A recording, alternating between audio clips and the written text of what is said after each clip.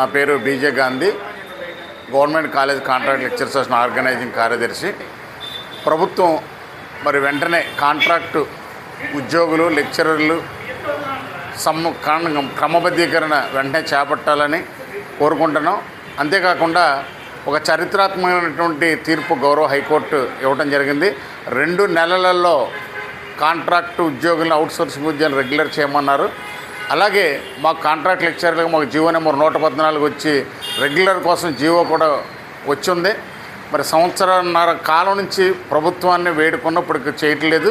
మరి భవిష్యత్తులో contract and outsourcing వాళ్ళతో కలిపి పెద్ద ఎత్తున ఉద్యమాలకు సిద్ధమవుతాయని మీ ద్వారా ప్రభుత్వానికి తెలియజేస్తున్నాం.